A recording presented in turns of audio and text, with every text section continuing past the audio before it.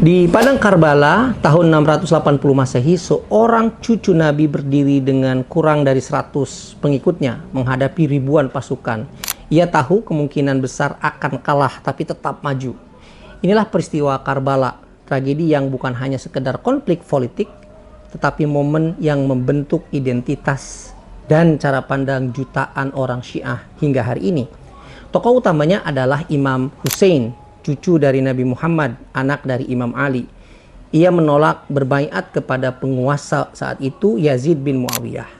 Bagi Hussein ini bukan sekedar soal kekuasaan, ini adalah soal moral. Ia melihat pemerintahan Yazid sebagai korup dan menyimpang dari nilai-nilai Islam.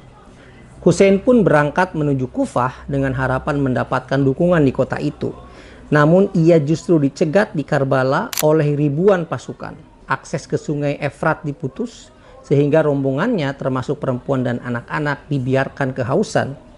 Lalu datang momen yang menentukan. Satu persatu pengikutnya gugur hingga akhirnya Hussein berdiri sendirian. Bahkan bayi yang ia gendong pun tewas karena panah. Hussein akhirnya terbunuh dan kepalanya dipenggal, dibawa sebagai simbol kemenangan kepada Yazid. Tragis, tetapi dampaknya melampaui peristiwa itu sendiri. Dari Karbala lahir 4 kesadaran besar dalam tradisi Syiah. Pertama, identitas sebagai pihak yang tertindas. Karbala menanamkan keyakinan bahwa kebenaran sering kalah secara fisik tapi tetap unggul secara moral. Ini terus dihidupkan setiap tahun dalam peringatan-peringatan Asyura. Kedua, kecurigaan terhadap kekuasaan. Pengalaman dikhianati dan ditindas menciptakan sikap kritis terhadap otoritas politik yang dianggap korup. Ketiga, Karbala menjadi cetak biru perlawanan dan bahkan bukan sekedar kisah duka, tetapi menjadi inspirasi aksi. Sejak Revolusi 79, semangat Hussein digunakan untuk melawan tirani kekuatan global.